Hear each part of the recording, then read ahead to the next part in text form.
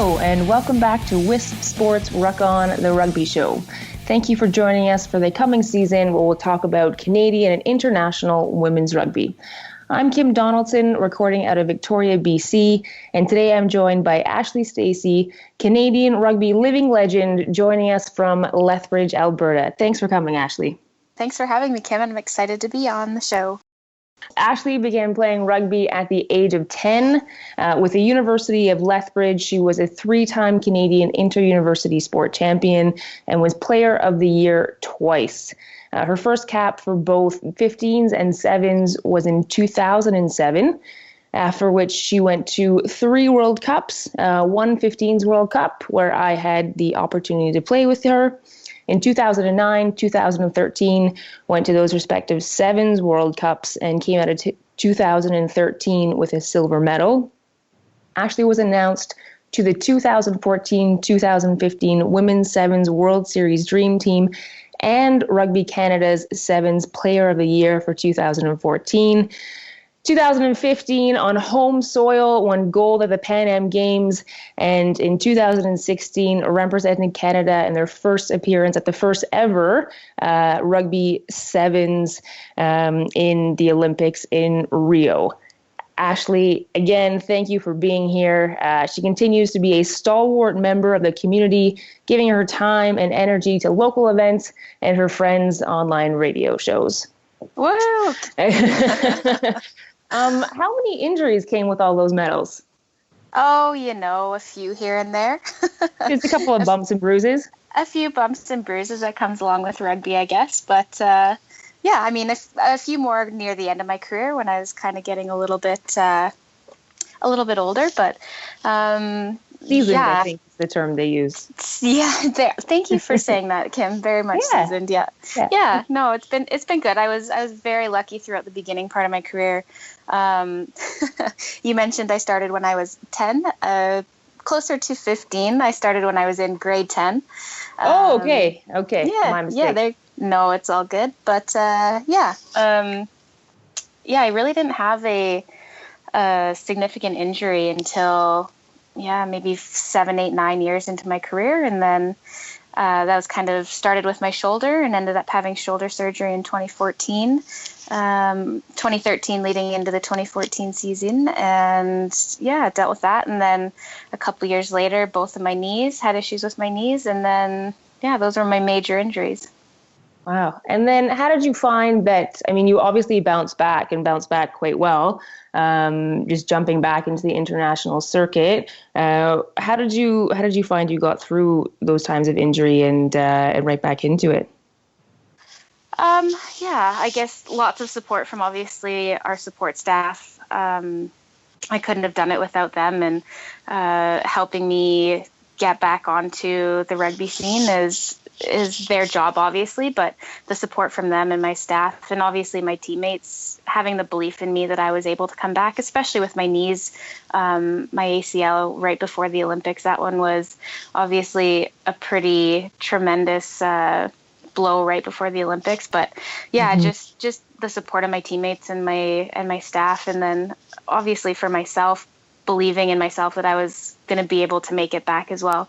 For myself, just thinking about controlling the controllables. I mean, you have an injury like that, and if you let it get you down, I mean, obviously there's times when you do get down, but if you dwell in those moments, then it just bogs you down and you're not able to stick to what's important. And for me, what was important was controlling the controllables and every day trying to get better and keep my eye on the goal. And I was lucky enough that I was able to make it back in time. Excellent. I'm going to use this as a segue into what an incredible role model you are to the girls at University of Lethbridge. You've made a return to your alma mater. You're working with Neil Langevin again. How's that going? It's amazing. It's been such a fun opportunity. Obviously came out of a very sad situation with Rick Suggett passing away. He did so many amazing things for the U of L Pronghorns with the 2 years that he was there. And he's very dearly missed here. But pretty crazy coming back to the school that I played 5 years at, and coaching now with the coach who coached me when I was there. And it's awesome. The girls are so much fun and so talented. And we had a great season, a great building season. We had a really, really young team, and it was fun to see the girls grow and really embrace the culture and the style of play that we wanted to play. And yeah, it's been really fun being back. Excellent. And you're not alone in terms of women who have retired from the sport internationally and come back to university programs. I mean, in the Western Conference, yourself, I work with Brittany Waters and Julianne Zussman at University of Victoria, Maria Gallo, obviously at UBC. To the east, Colette McCauley has been at University of Guelph, Jen Boyd at University of Ottawa, and then recently Magali Harvey at McGill in Quebec. What effect do you think that these retired international players are having on the university game? I think it's fantastic. I mean, kind of taking myself out of it, but seeing it happen previously with, like you said, with the likes of Maria Gallo and Colette McCauley and Brittany Waters and yourself and Zussman the last couple of years at U of Vic, just seeing the programs that these women have built, and like you said, the role models that they are for these young women, it's fantastic. And I think you're starting to see it. And with the girls that are, I mean, the university has always kind of been that pathway up to the national team, but we're seeing it more and more now with the amount of girls coming out of the university scene and moving up to the national program. It's huge. And having those girls being able to look up to these women who have been there, done that, and who have represented their country, I think it's absolutely fantastic. And they're getting that learning experience from women who have been there, which I think is really, really awesome. Mm-hmm. And did you find as you were ending your career that was something you were looking forward to doing, or was it kind of a last minute decision, or how did you make your way into coaching? Like I said, the opportunity just kind of presented itself. All throughout my career, I knew that I wanted to give back to rugby after I was done playing. In regards to coaching, I didn't realize at what level. I always thought I'd give back kind of at the high school level when I was done. And so when this university job kind of came up, it was exciting. I was super nervous. I also felt like maybe I skipped a few steps and kind of jumped right into it. But I mean, I have an awesome mentor to help me, and it's been awesome. Cool. Do you think it's something that either U Sport or Rugby Canada or any of the organizations kind of involved with this could do more to support or kind of push forward? Yeah, I think so. We had Megan Howitt, who's the Sevens high performance director with Rugby Canada, come out to our nationals meeting, because we hosted nationals in Lethbridge this year, and she really talked to us about Rugby Canada wanting to make the youth sport a legitimate pathway for girls to look towards in order to get onto the national team. And I mean, it obviously has been in some respect, because the Rugby Canada coaches look at all the games and watch all the games, and I guess promoting it in that respect, that girls should be joining youth sport if they want to start getting their way onto the national team. I think it's a really great opportunity. And I mean, 15s has been going for a long time within youth sport, but now especially with sevens starting to take off, and now especially with the Canada West League really picking up on the sevens, and I know the Ontario leagues are starting to, and I think it's just going to be an absolute fantastic opportunity for girls 15s and sevens to be able to play that high level in university is a great opportunity, and for the national team coaches to be able to see that level of play and to select from it. Let's talk about that a little bit more. Like you said, it already has been a pathway. I mean, if we even look at the 15s tour that's just wrapping up, a lot of new faces on that tour, several new caps, and several girls coming from their respective university programs. The average age seems to continue to drop, kind of as it has in sevens as well. And like you said, that university sevens programming is growing across the country. Where can you see that going, do you think? Oh, I think you nailed it on the head. There's a ton of young girls who are selected for this November tour for the national team, and it's exciting in the respect that we're bringing up like this really fresh crop of young talent, and I think they obviously are learning a lot, and you saw it in the score in the games against England.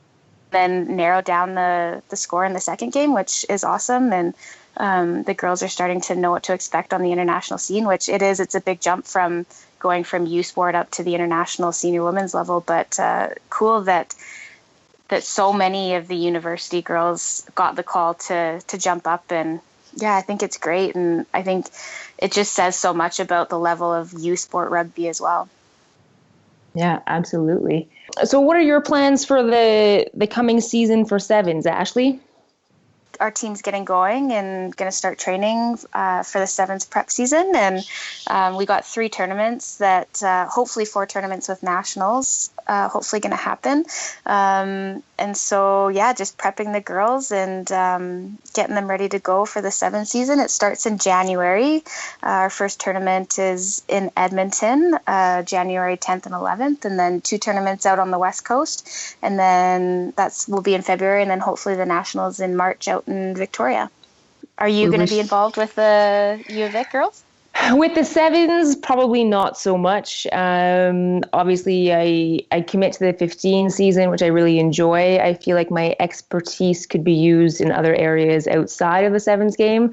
So I'm lucky to live in a place where, as you know, there's rugby all year long. So I'll be helping out with a local club team here, working with the forward team at Castaway Wanderers out of Oak Bay. So lovely. Yeah, that will be where I spend the majority of my time. Obviously, I will step in when it's asked of me. I really love the UVic program, and they obviously had a lot of success last year. Yeah, they're doing some pretty incredible things. So hopefully we'll see you out here later in the winter. Yeah, absolutely. I'm looking forward to it.